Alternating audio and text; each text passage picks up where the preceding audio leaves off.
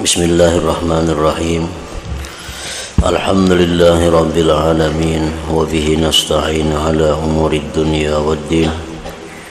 Wassalatu wassalamu ala ashrafil anbiya'i wal mursalin, Sayyidina maulana Muhammadin wa ala alihi wa sahbihi ajma'in.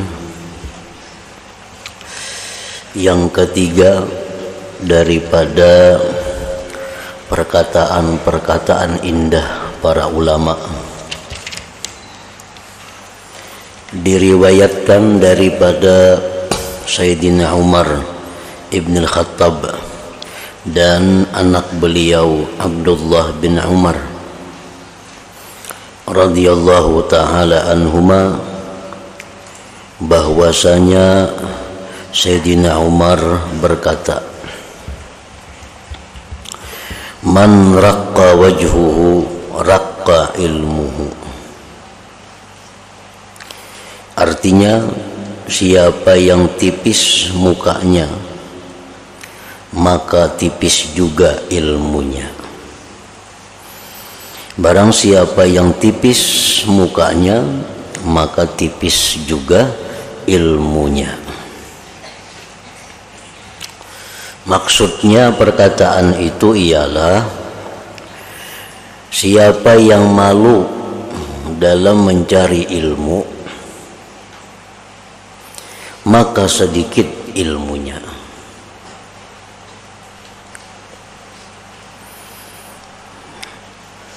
Malu ada dua macam. Yang pertama, malu hayaun mahmud. Nah, hayaun mahmud artinya malu yang terpuji. Ada hayaun mazmum, ada malu yang tercela. Malu yang terpuji itu adalah malu berbuat kejahatan, malu berbuat maksiat. Nah, itu hayaun mahmud, malu yang terpuji. Inya malu berbuat hal-hal nang kada cocok, nang kada pantas. Inya malu berbuat nang dilarang oleh Allah. Nah, itu adalah malu yang terpuji. Itu ia malu yang dikatakan Rasulullah sallallahu alaihi wasallam, al-haya minal iman. Malu itu bagian dari iman.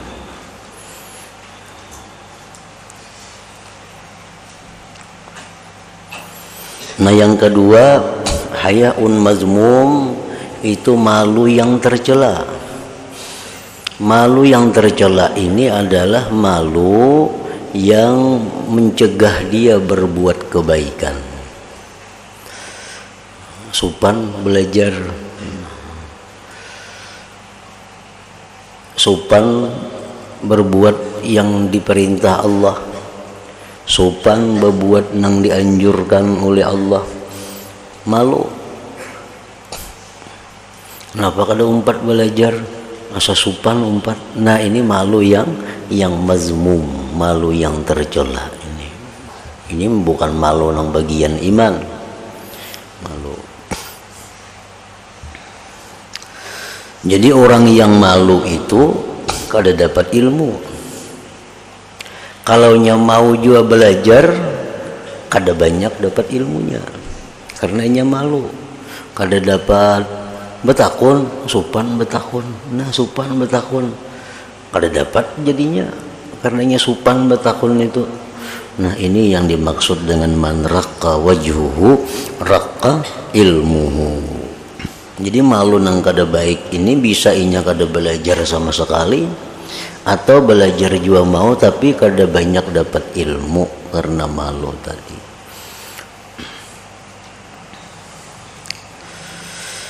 Dan disebutkan dalam Sahih Al-Bukhari rahimahullahu ta'ala perkataan Imam Mujahid rahimahullahu ta'ala, la yata'allamul ilma mustahin wala mutakabbirun. Artinya, ilmu tidak dicapai oleh orang yang malu dan orang yang takabur. Orang yang merasa pintar berdahulu, orang yang tinggi hati, orang yang kadakawa dihinakan, kadakawa diremehkan, dia kada akan dapat ilmu. Kalaupun belajar juga, orang yang takabur ini ilmunya kada berikit, ilmunya kada berikit.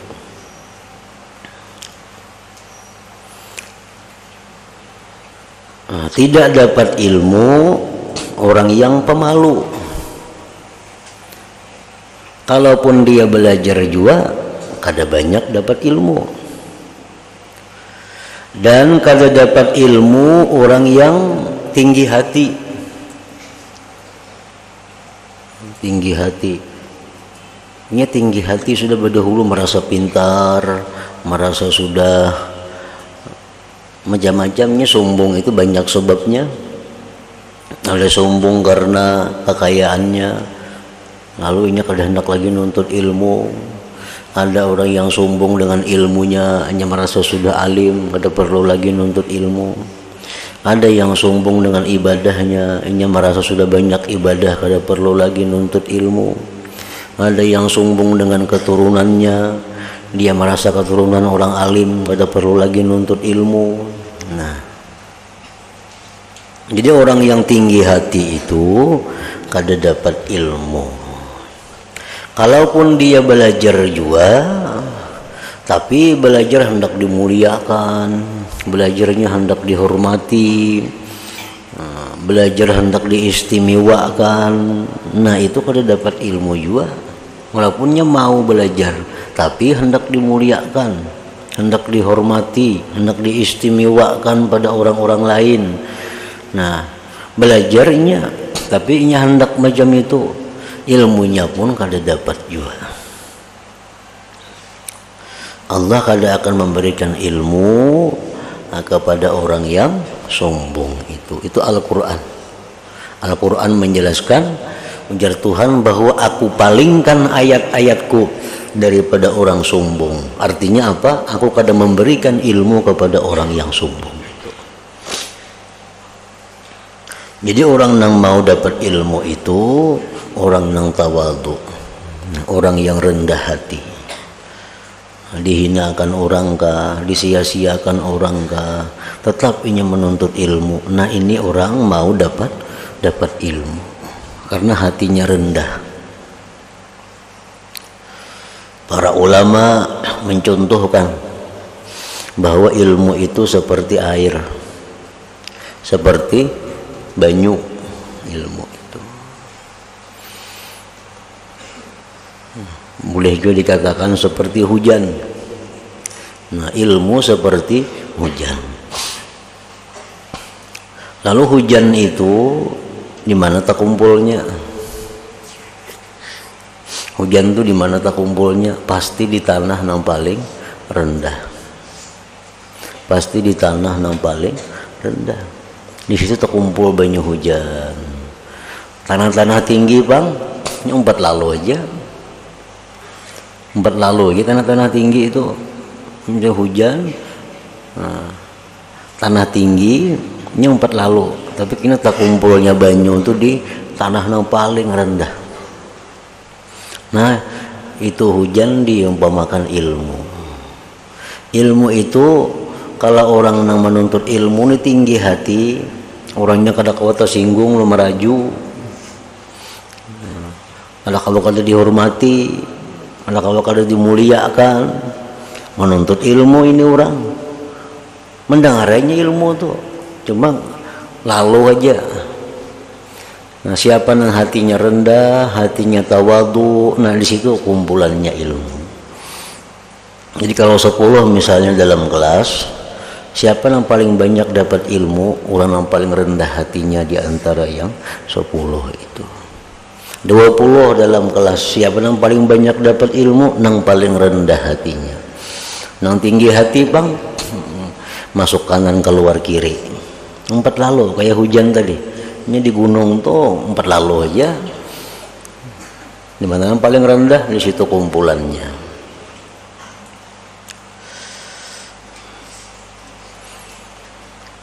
Dan diriwayatkan pula dalam kitab Sahih Muslim daripada Aisyah radhiyallahu taala anha berkata, sebaik-baik perempuan ialah perempuan Ansar,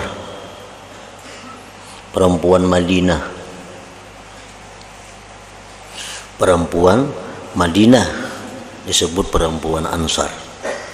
Apa baiknya mereka perempuan Ansar itu? Apa kelebihannya perempuan-perempuan Madinah? Mereka tidak dihalang oleh sifat malu daripada memperdalami ilmu-ilmu agama. Mereka kada malu. Mereka datang perempuan Ansar kepada Rasulullah. Mereka berkata, wahai Rasulullah, innallah la yastahi minal haq. Jadi perempuan Ansar, wahai Rasulullah, bahwa Allah itu tidak malu dari kebenaran. Kami hendak bertakun lawan engkau, wahai Rasulullah, bagaimana perempuan itu mandi junubnya, bagaimana? Bagaimana perempuan itu mandi haidnya? Bagaimana perempuan itu melayani suaminya? Namun penyupan kada takun itu bini-bini. Kada takun karena itu menyangkut masalah yang sifatnya sangat pribadi. Tapi untuk kebenaran kada boleh supan. Untuk kebenaran itu kada ada supan. Nah bila supan, nah itu kada dapat ilmu. Sebaik-baik perempuan ialah perempuan Ansar. Mereka tidak dihalang oleh sifat malu daripada memperdalami ilmu-ilmu agama.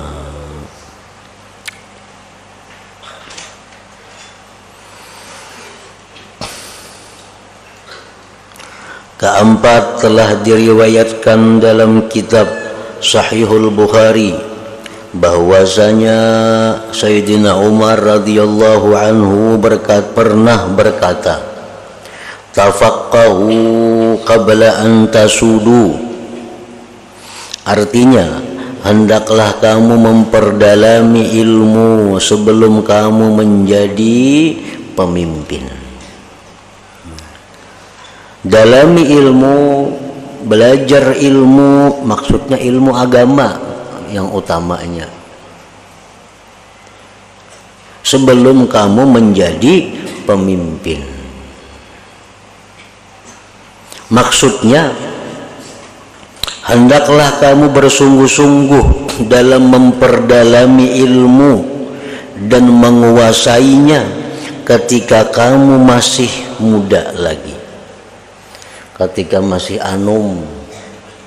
Nah, disitulah waktu mempelajari ilmu. Ketika kamu belum sibuk dengan pekerjaan kepemimpinan, ketika belum sibuk dengan pekerjaan kepemimpinan, dan sebelum umur kamu mencapai dewasa, berhimmat menuntut ilmu.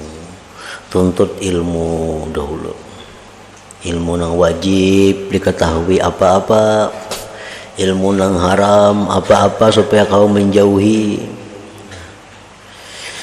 Karena apabila kamu sudah dewasa dan kamu telah menjadi pimpinan yang diikuti, maka ketika itu kamu sudah tidak dapat belajar lagi karena kamu terlalu sibuk dengan bermacam-macam urusan, dan bisa juga kamu merasa angkuh dengan sebab sudah tua dan sudah jadi pemimpin.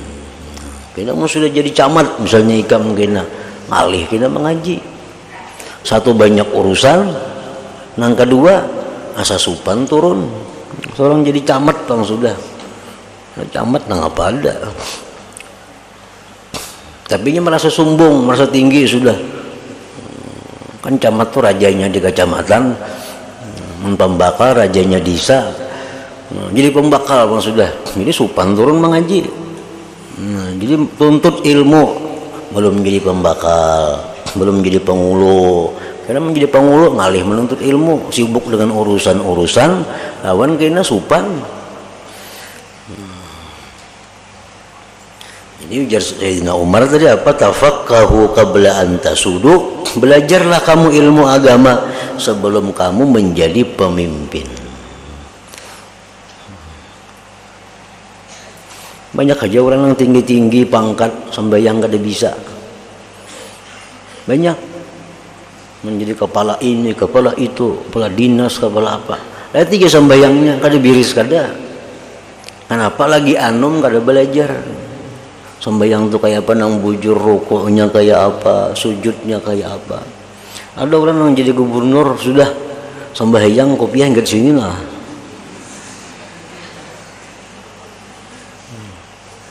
Padahal itu masalah ringan aja, masalah harian. Tapi kada tak urusi lagi itu sidin itu. Karena kesibukan. Nah, jadi menuntut ilmu sebelum jadi pemimpin itu.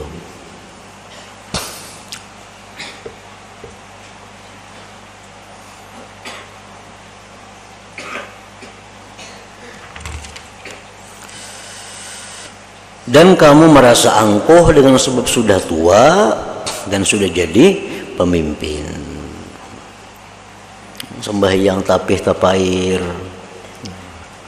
sembahyang laki-laki sembahyang tapih tapair ke lantai. Nah, Tuhan kada katuju itu, walaupun sembahyangnya sah tapi itu kada diterima oleh Allah. Nah, banyak kada tahun itu orang tua-tua yang jadi pemimpin itu sudah sembahyang bepairan tapi ada yang salawar bepair ke lantai sembahyang, walaupun sembahyangnya sah tapi itu Tuhan kada katuju. Kenapa? Karena nang tapih bepairan itu, salawar nang bepairan itu adalah perilaku orang yang sombong. Ujarnya aku kada sombong tapi gaya-gaya orang sombong. Tuhan kada katuju juga. Walaupun hati kada sombong tapi kita memakai pakaian orang sombong, Tuhan kada katuju juga. Jadi sembahyang tetapi mesti jangan tak bawah pada buku lali. Gamis jangan tak bawah pada buku lali. Salawar jangan tak bawah pada buku, mesti digulung dulu salawaran itu. Supaya buku lali kelihatan. Nah, bila kada jam itu sembahyang kada diterima Tuhan. Bujur aja gugur kewajiban tapi kada dapat pahala apa-apa.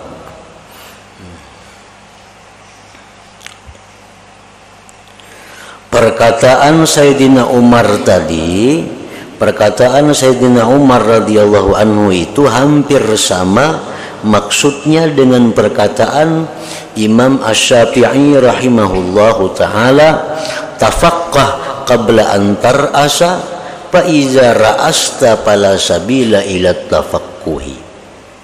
Artinya bersungguh-sungguhlah kamu mengaji sebelum kamu jadi ketua. Menjadi ketua ngalih ketua partai, ketua apa kan ngalih karena apabila kamu telah jadi ketua maka ketika itu sudah tertutup jalan untuk mengaji, banyak kesibukan.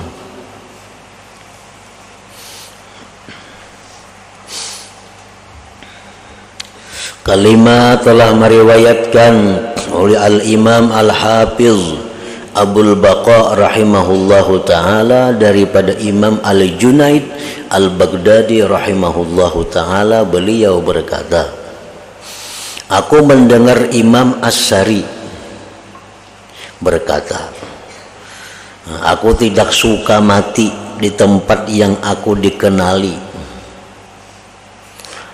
Aku kada hakun mati di tempat yang aku diketahui orang, karena aku bimbang, karena aku ragu tanah tidak mau menerima jasadku. Maka ketika itu aku akan menjadi malu. Nang basuarani urunya oleh Junaid Al-Baghdadi, Imam Sari As-Sakati ngarannya. Itu aulia nang termasuk min aulia il kibar, termasuk aulia yang besar yang sangat dikenal di mana-mana, Imam Sari As-Sakati. Nyesidin aku mun mati baiknya kada usah dipatak di kampung kuning. Kalau pindah tanah kada mau nerima aku supan gina. Nah, jadi artinya apa? Orang yang sehebat beliau itu muridnya aja Junaid Baghdadi, kayak apa gurunya bayangkan aja. Muridnya aja Junaid Baghdadi, kayak apalagi gurunya, tentu lebih hebat daripada Junaid. Junaid itu sudah imam sufiyin. Junaid itu imamnya orang tasawuf. Ini gurunya Junaid, tentu lebih hebat lagi. Ada istilah hukama mengatakan bahwa guru yang hebat belum tentu bisa melahirkan murid yang hebat. Guru yang hebat belum tentu bisa melahirkan murid yang hebat. Ndak aja murid nang buntat. Pada gurunya alim benar sudah. Gurunya alim, gurunya wali, muridnya banyak nang buntat. Karena kada setiap guru yang hebat itu bisa melahirkan murid yang hebat. Tetapi setiap murid yang hebat pasti lahir dari guru yang hebat. Nah, itu setiap murid yang hebat itu pasti lahir dari guru yang hebat. Junaid Baghdadi orang hebat, pasti lahir dari guru yang hebat. Siapa guru Sidin? Salah satunya Imam As-Sari As-Sakati ini. Nah, Sari As-Sakati ini beliau merasa bahwa diri Sidin itu banyak benar berisi dosa. Nah, Sidin merasa diri Sidin itu banyak benar maksiat kepada Allah, padahal ini waliullah. Sampai-sampai Sidin khawatir kalau mati kayaknya tanah kada mau menerima aku. Nah, jadi itulah. Memang semakin tinggi ilmu pengetahuan seseorang, nah semakin tinggi ma'rifatnya seseorang, maka dia pasti akan merasa banyak kesalahannya. Makin tinggi seorang itu ma'rifat kepada Allah, maka dia merasa makin banyak dosa kepada Allah. Makin banyak melanggar apa-apa yang disuruh dianjur oleh Allah. Nabi orang yang paling ma'rifat di antara orang yang ma'rifat. Sidin banyak beristighfar kepada Allah. Nah, jadi orang yang ma'rifat itu makin tinggi, makin merasa dia rendah, makin merasa dia hina, makin merasa dia banyak dosa. Lain orang nang bebayaan beilmu, nah tuh merasa kada berdosa lagi sudah inya. Hanya 3 bulan mengaji, asa bersih sudah diri kada sing dosaan lagi. Nah, itu orang nang hanyar mengaji. Kalau orang nang menuntut ilmu, makin lawas nuntut ilmu, merasa makin bungul. Makin lawas nuntut ilmu, merasa makin banyak dosa. Makin banyak tahu, oh ini salah sekalinya. Dikira selama ini asa bujur aja. Menuntut pulang ilmu, nah salah juga. Salah semuaan sekalinya. Cara makan salah, cara guring salah, cara berkumpul lawan bini salah, cara mendidik anak salah, cara berpakaian salah, cara duduk salah, cara berdiri salah. Sekali banyak ilmu yang dituntut, sekalinya banyak banget salahnya. Nah, jadi makin banyak ilmu yang dituntut, orang tuh makin merasa banyak dosa, makin merasa hina dirinya di sisi Allah. Dan Imam As-Sari berkata lagi, sesungguhnya aku melihat hidungku 2 kali sehari. Bisukan kamarian sih mengontrol hidung, kontrol hidung. Kenapa garang meneliti hidung itu? Karena aku takut mukaku sudah bertukar menjadi hitam legam. Aku takutan kalau pinambah hirang muha. Jadi bisukan berceramin, behirang kada muhaku nih. Menurang bahuma kada kau dikontrol pang nih toh. Nang orang nang bagian di rumah aja. orang begadang di rumah kada kemana-mana, nah tuh dikontrol besokan kawa behirang kada muha kena kamarian, amun orang bepanas seharianan tuh makin hari makin behirangnya, bukan berarti makin banyak dosa kada. Nah karena aku takut mukaku sudah bertukar menjadi hitam legam. Keenam di antara perkataan indah para ulama, dan berkata Al-Husain bin Arjak rahimahullah ta'ala, sebagian daripada pemberian Allah yang indah itu ialah akal, dan sebagian daripada musibah yang jahat itu ialah kejahilan. Akal ini menempati posisi yang tinggi kedudukannya, pangkatnya di dalam tubuh. Ibarat sebuah negara, tubuh kita nih, ibarat sebuah negara, tubuh kita ini, presidennya adalah roh, itu presidennya. Negara bila ada berpresiden, negara lumpuh, kacau. Sama tubuh kita, bila ada baroh, kayak apa aja hebatnya, rabah. Ya, kada baroh, matinya. Sama negara tuh kalau kada ada pemimpin, negara kacau, negara runtuh. Nah jadi yang paling berharga itu adalah dalam tubuh kita ini, roh itu paling berharga. Ini sintral semuaan. Bila roh ini mati, matian semuaan, tangan, batis, mata, habis kada berfungsi lagi. Jadi paling berharga itu roh. Maka oleh karena itu, bila kita mengganggu roh, apalagi sampai menghilangkan roh, maka itu dosanya sangat besar, sangat besar. Orang yang membinasakan rohnya, itu dosanya sangat besar, diancam dengan neraka oleh Nabi kita. Misalnya orang berbunuh diri, itu kan menghilangkan roh, itu dijamin oleh Nabi masuk neraka. Orang nang tajun dari gunung ke bawah, bunuh diri. Orang nang berkendaraan habis gas, bunuh diri, matinya itu dijamin oleh Nabi, matinya ke neraka. Kenapa?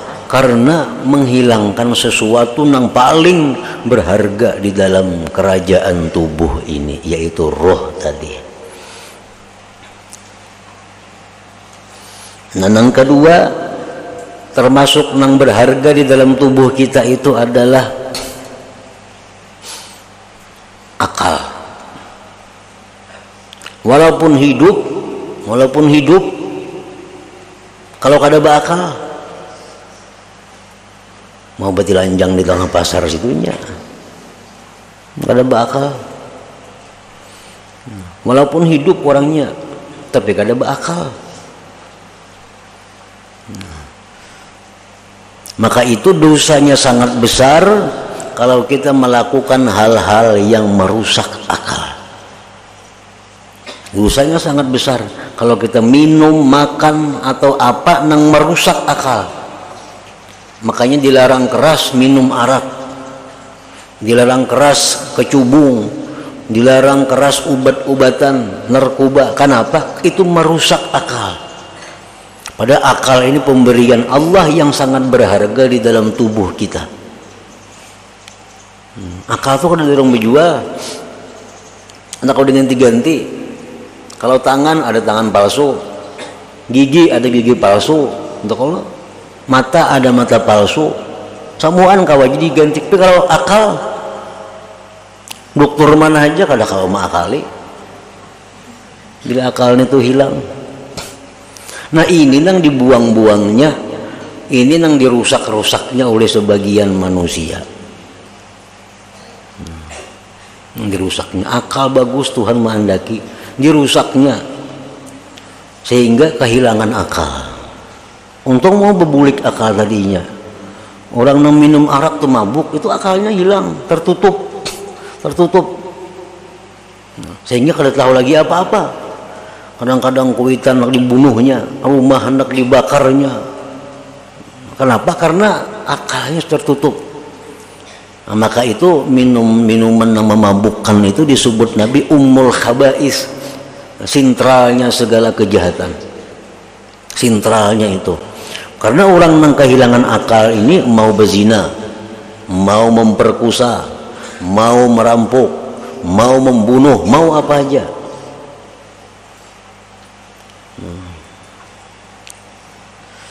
Jadi pemberian Tuhan yang indah itu ialah akal. Dengan akal inilah kita terbeda daripada binatang lainnya.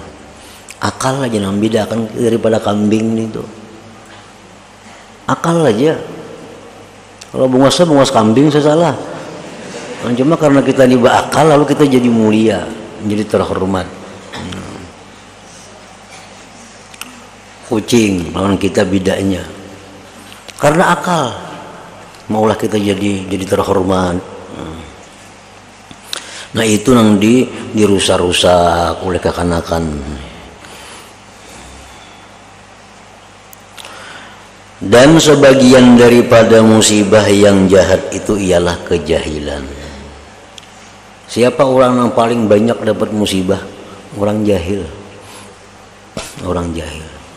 Orang kehabisan duit belum dapat musibah lagi. Orang kehilangan anak bini belum dikatakan musibah yang besar lagi. Tapi kalau orang kehilangan akal, nah itu musibah besar sudah. Musibah besar.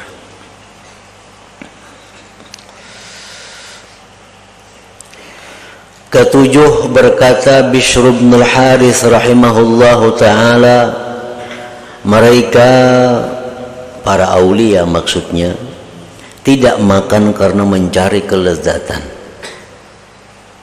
Dan mereka tidak berpakaian karena mencari kelembutan. Jadi para aulia itu mereka makan makanan apapun bukan mencari lezatnya. Nah ini bedanya orang nang kada beilmu lawan orang beilmu. Mereka berpakaian yang bagus-bagus bukan mencari lembutnya. Imbang apa mereka makan yang nyaman? Apa mereka itu berpakaian yang baik-baik? Nah mereka aulia itu mereka berpakaian yang baik. Mereka makan makanan yang lezat bukan karena kelezatannya yang mereka cari, bukan karena pakaian indahnya yang mereka cari, tapi yang mereka cari adalah syukur yang baru dalam diri mereka. Nah syukur yang baru. Syukur yang baru. Memakan tiap hari hintalu aja, syukurnya kayak itu bang sudah. Bisukan hintalu besanga, dadar, kena tang hari hintalu bajarang, malam kena hintalu jaruk, ini kayak itu bang. Nah syukurnya. Kalau ada perubahan lagi syukur alhamdulillah. Nah mereka orang-orang aulia itu mereka hendak mencari makanan yang lezat, bukan kelezatannya itu yang mereka cari, tapi mereka hendak merasakan syukur yang baru. Nah syukur yang baru. Jadi kalau selama ini syukur lawan Tuhan, diberi Tuhan makan hintalo, hendak kayak berubah syukur diberi Tuhan makanan daging, makan apa misalnya. Nah, jadi sedikit aja bedanya, makannya sama, caranya sama, tapi niat mereka beda.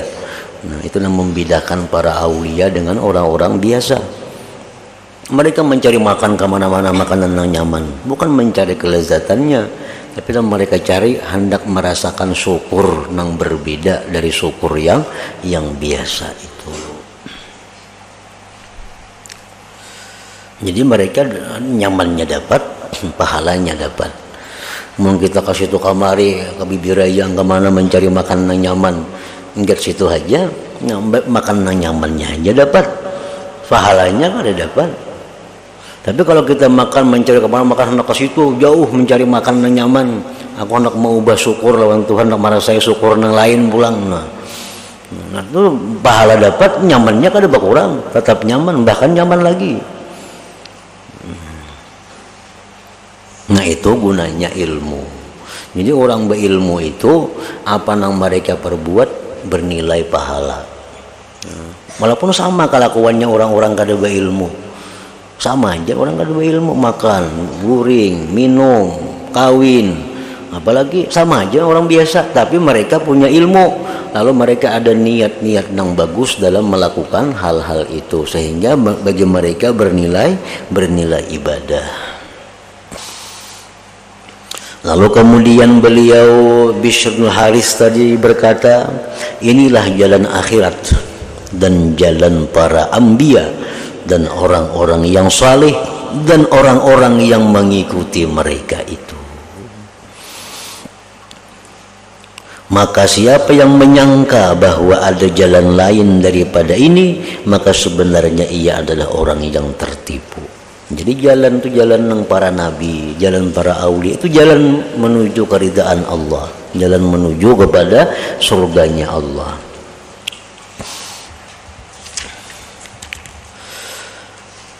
Kedelapan, berkata Sahal bin Abdullah At-Tustari rahimahullahu ta'ala, selama hati seseorang masih terpaut dengan sesuatu yang lain daripada Allah, maka hati itu tidak akan mencium bau keyakinan. Arti terpaut itu apa? Nah, hati ini masih merasa ada ketergantungan dengan selain Allah. Nah, hati itu masih ada ketergantungan dengan selain Allah. Nah, bila orang macam itu, maka ini kada akan dapat keyakinan. Kada akan dapat keyakinan. Ini merasa bahwa kalau kada ada ingatnya kayak apakah hidup, aku nih mun mati pian kayak apakah ulun nih hidup. Nah, itu ditangati itu jangan kayak itu lagi.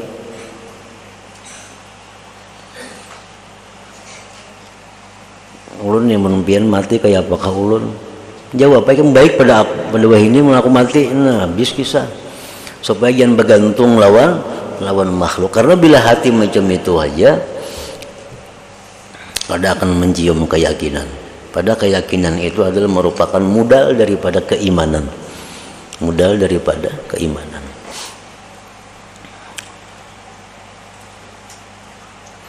Dan selama hati masih dihinggapi oleh sesuatu yang dibenci oleh Allah Ta'ala, dalam hati kita banyak dengki, dalam hati kita banyak sombong, dalam hati kita masih ada hendak orang lain siapapun jatuh, dalam hati kita masih ada hal-hal yang dibenci oleh Allah, maka hati tersebut tidak akan dapat dimasuki oleh nur, oleh cahaya ilmu, oleh cahaya ma'rifat kepada Allah. Jadi ilmu ma'rifat itu sesuatu minuman yang sangat lezat, minuman yang sangat mahal.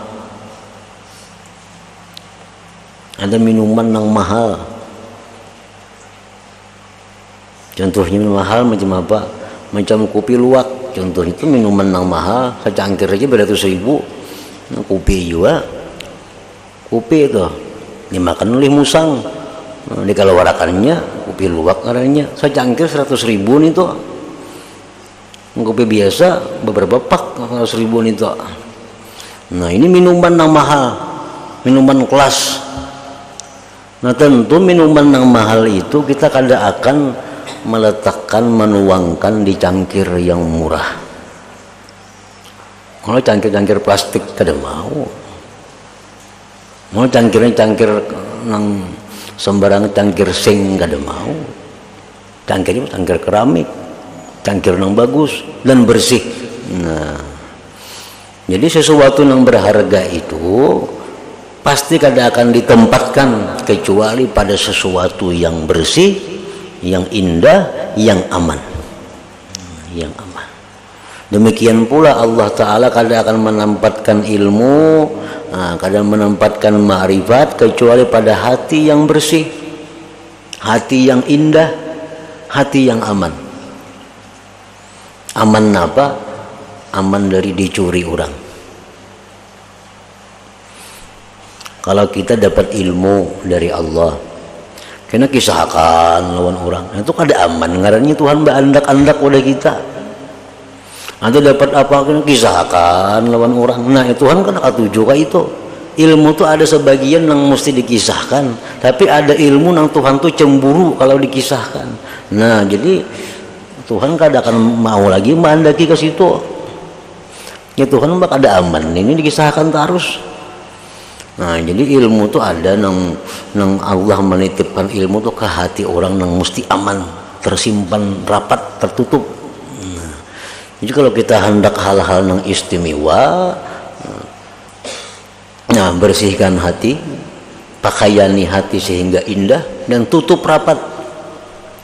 Misalnya ikam berisi barang yang berharga, baik itu gelang jam, baik itu cincin. Lalu ikam menitip lawan orang lah, empat mandak lah, aku hendak naik haji. Ini ada utas kularang, beratus juta harganya nih. Ini jamku nih beratus juta, aku ditipakan lawan ikam. Ayo hajarnya. Dipakainya sekalinya. Hari dipakai cincin seorang seminggu sekali, makanya hari-hari lagi memakai. Ini kada aman ngarannya dititipin nih. Nang dudi kita ada mau lagi mandak situ dah. Napa wani memakai? Nah, kalau itu juga Allah Ta'ala bila Allah menitipkan ilmu kepada kita, ilmu-ilmu nang mulia, ilmu-ilmu nang berharga, jangan dikisahkan. Jangan disahkan kepada orang yang bukan ahlinya, yang bukan berhak. Bila dikisahkan terus, Tuhan kada mandaki lagi kena ke situ.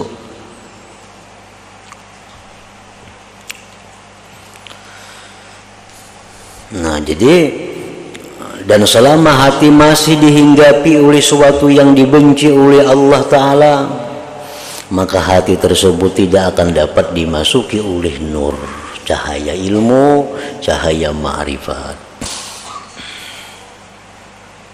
Nah, hingga situ dulu ke-9 berkata Bishr bin Al-Harith rahimahullah ta'ala. Ila hadratin Nabi sallallahu alaihi wasallam al-Fatihah. إياك نعبد وإياك نستعين اهدنا الصراط المستقيم بسم الله الرحمن الرحيم الحمد لله رب العالمين اللهم صل وسلم على سيدنا محمد وآله وصحبه أجمعين اللهم اغفر لنا ما أخطأنا وما تحملنا وما أسررنا وما أعلنا وما أسرفنا وما أنت أعلم به منا أنت المقدم وأنت المؤخر لا إله إلا أنت اللهم انفعنا بما علمتنا وعلمنا ما ينفعنا وزدنا فهما وعلما وعملا وهدى وتوفيقا برحمتك يا أرحم الراحمين صلى الله على سيدنا محمد وعلى آله وصحبه وسلم والحمد لله رب العالمين.